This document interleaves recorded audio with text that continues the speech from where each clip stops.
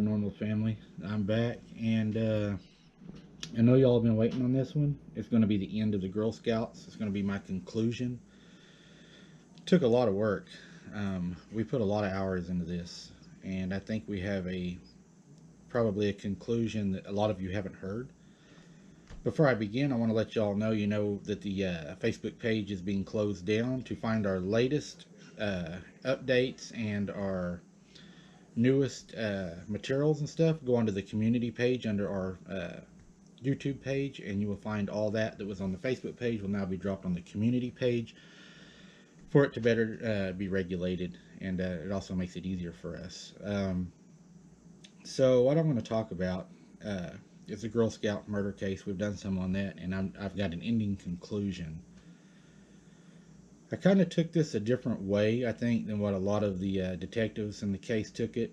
The OSBI and other agencies that looked into this case. I kind of took a different route, and I'm not governed by their practices and way of investigating. So maybe we can find something a little different here. It's in my opinion that the girls, before they ever arrived, was never going to leave the Girl Scout campgrounds. I believe these three girls were doomed before they ever arrived. I think it was a pre-planned thing that happened. Was there ever a conviction in the case? No, the only person ever brought to trial was Gene Leroy Hart. He was found not guilty. There have been other suspects in early and on the original investigation that were a few serious suspects. About after 1 week the murders occurred, agents were looking almost exclusively for Gene Hart only. Against the wishes of the investigators, the press prints that there are two sets of footprints, one on the tent and one on the outside. They're not the same. June 15, 1977. Sid Wise, Mays County District Attorney, is publicly outraged that the press published the information about the shoe print. Okay. I think the reason he got aggravated at the shoe print being published is because they'd had their mind set up already that they was going to put this blame on Gene Leroy Hart, and they wanted it to solely be him. The problem was there was a lot of other things at the scene that would eventually prove that there was more than one person, in my opinion, that completed these murders, and possibly, I believe, being premeditated.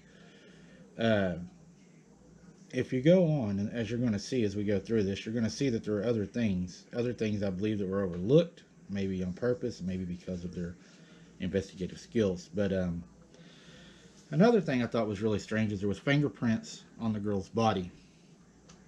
Those fingerprints that were on her body were never said to have been anyone else's but his. But they also admit in some of their talkings and stuff that those fingerprints were actually never ran. They were just assumed to be his, and that's an issue. You start assuming, and it can surely take you in, I think, a different route. We'll just move on. June 18, 1977, Sheriff Pete Weaver announces that a murder weapon was found. But then the district attorney, Sid Wise, and agents of the OSBI tell the press that they have no idea what Sheriff Weaver is talking about. They have no idea what he's talking about.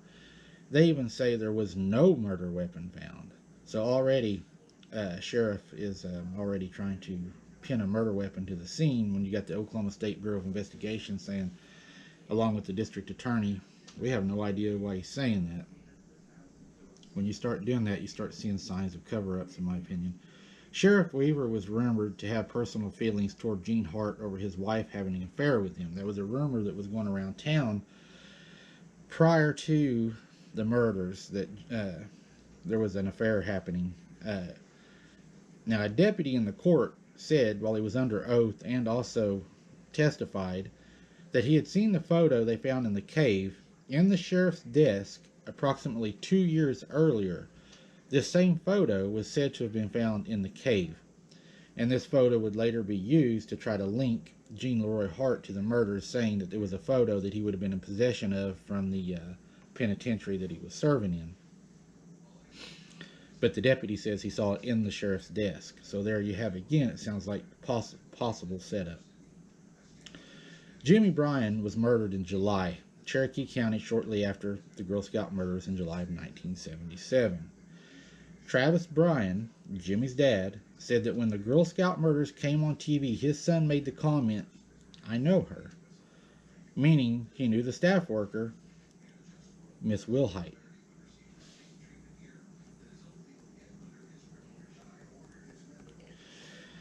Jimmy's father, Travis Bryan, said that he started hearing things around the group of young men were going around bragging about the Girl Scout murders. Travis Bryan believes his son Jimmy was killed to keep him quiet. So now you've got, kind of recap a little bit, you've got Jean Leroy Hart being the sole suspect that they're investigating. You have two sets of shoe prints from two different people. You've got different fingerprints, and you have fingerprints on one of the victims' bodies that were never identified.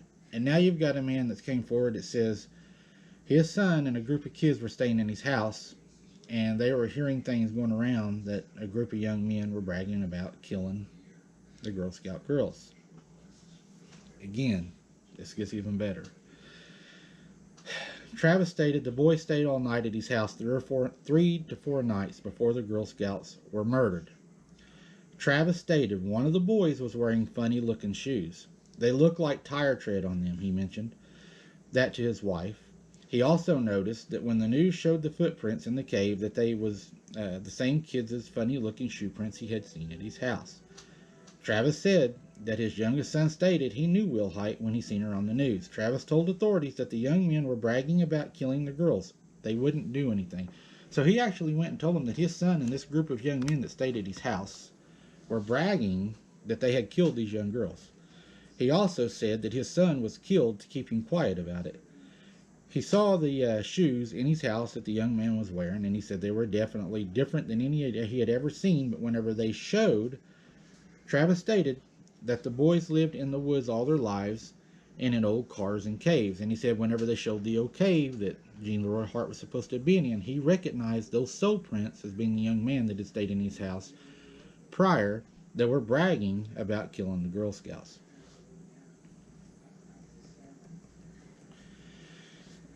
Excuse me. Travis believes the boys were involved, and possibly even his son, and that is why his son was murdered, was to shut him up. What we know: the bloody fingerprint on the flashlight was not Hart's. It did not come back as his. The shoe print in the tent that the girls were attacked in was not Hart's. The shoe print was 9.5, and Hart wore an 11-inch shoe. Nothing is known about the prints outside, as it was a hush-hush thing for some reason. None of the footprints outside were processed. The facts in the case and the superstitions were Hart was said to have been able to shapeshift into a cat and a great owl, and one night sitting at a fire, a black cat jumped on Mr. Pratt and scared him and some other investigators that were there to witness that this black cat had jumped on him. Jean Leroy Hart said he was able to shapeshift into a cat. There was semen, and on the semen that was tested, there was sperm. There was a record at the prison that Hart had had a vasectomy, and it did not match his DNA. It is possible to still have sperm after a vasectomy. It's very low that that would happen, but also it did not match his DNA. So that would exclude him as being one of the people that would have committed the sexual act with one of the young ladies. Hart also said that he could transform into a dog when he wanted to. There was a dog that was black, like the cat, that would show up and follow the investigators. Then just as the investigators would try to get to the dog would then run off. They did take pictures of the black dog. Women's glasses had been stolen and matched to Hart's M.O. A pregnant lady that was raped said he had made weird noises at the camp staff. It said he had made weird noises, and the camp staff member said she heard guttural noises that did not sound human. Gene Hart made the comment that he escaped and watched the search from below and above, that he was hinting that he had been shapeshifting during the whole time.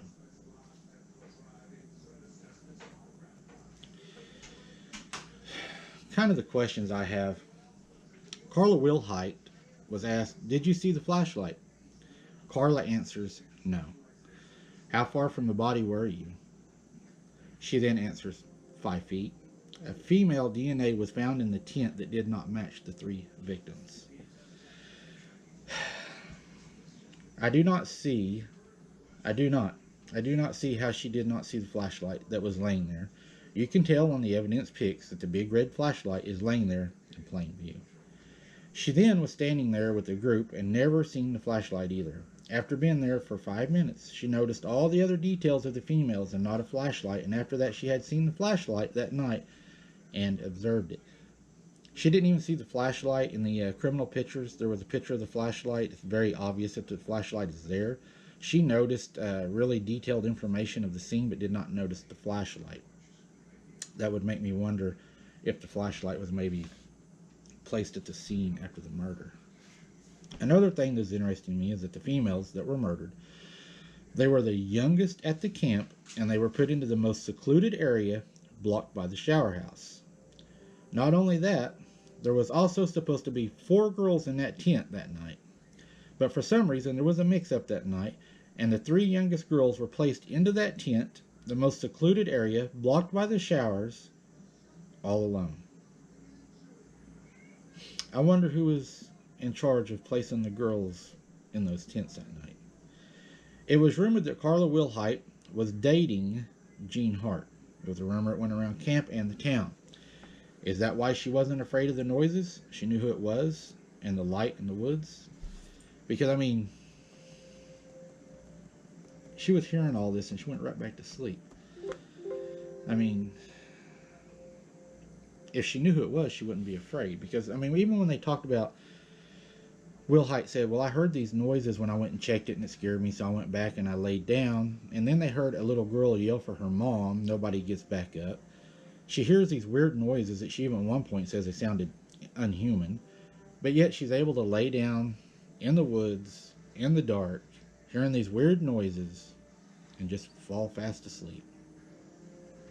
I do not know if Leroy Hart was a shapeshifter, but I will say that he had part in it, but I believe he was not alone. There is enough information from the owl in the field that flew away, and the black cat that jumped on Pratt, and the dog they seen suggests something supernatural was going on. The tent pole that was snapped by hand, and the amount of force it would take to do that, would almost suggest that something unhuman was part of this. I believe that the young boys that knew Wilhite and the one that was murdered participated in the murders. I would also say that there was staff involved, also because of the placing of the children, the hearing of the noises, and just going back to sleep. In my opinion, that is not normal behavior in an area that is dark, secluded, rainy night with a bunch of little girls. Whenever staff members are hearing little girls yelling for their mom, you're hearing noises in the woods that sound unhuman. You're seeing a flashlight in the woods, and the staff is shining their flashlight back at this flashlight out there, and they watch it turn out. And then they even admit in the report that later on, they see the flashlight on both sides of the girls' tent that was murdered that night. It was never investigated. Also, a part they would hide from you guys and not even tell you is there was a park ranger on duty that night for that camp that was never notified. I can't say for certain there was a shapeshifter involved, but what I will say is there was for sure a monster or monsters. Anyone that can kill innocent young females is a monster, and that could have been why they was picked. Young, innocent virgins and black magic, along with their sick practices, looked for this. It sounds like cult practices to me. These young women, I believe, were picked on purpose for their age, their innocence, and they were placed in the most dangerous place of this camp. They found a letter in the donut box that said, "We are on a mission to kill 3 girls." 3 girls that should have been 4 in a tent, placed at the most secluded area, behind the showers, alone, in the dark, in the rain, with a flashlight, with weird noises, girls yelling for their mom, and nobody goes out to check on them. We just lay down and we go to sleep. In my opinion, there is a huge failure in this camp. There is a huge failure in the adults. There's a huge failure in the ranger that was there. And there's just a huge human failure whenever little kids are yelling for help. How do you ignore that and go to sleep? In my opinion, you could ignore it and go to sleep if you heard weird noises, if you knew what was making those noises and you were familiar with it and knew that it wasn't there to hurt you. I'm going to leave it at that, guys. I believe there's something more to this, and it could be probably investigated a lot deeper, and I may go back to it, but it's a frustrating case. I see many things of this that could have been changed. A $5 light bulb probably could have saved a lot of lives. Having 20 staff members there with an adult staff member in each tent could have saved lives. Security there. Whenever you have that many young women at a facility, there should have been security. Just a lot of thoughts. I can't wait to hear your guys' thoughts on this. Prayers to the families. I hope that they find closure. I don't think they ever will, because in my opinion, I believe there was a lot of cover-ups in this, and there was more than one person, and I believe it goes higher than the staff. And I think you all probably know where I'm going with that. I think there was a lot of deceit in this case that went high, a lot of ill thoughts, and a lot of payback with some dark magic and some sick people. Thanks for watching, guys. I appreciate each and every one of you. I hope you enjoyed this, and I'm going to drop it out as soon as I can. Don't forget, keep your head on a swivel. If you hear a loud, weird noise that sounds inhuman, don't just go to sleep. Check it out.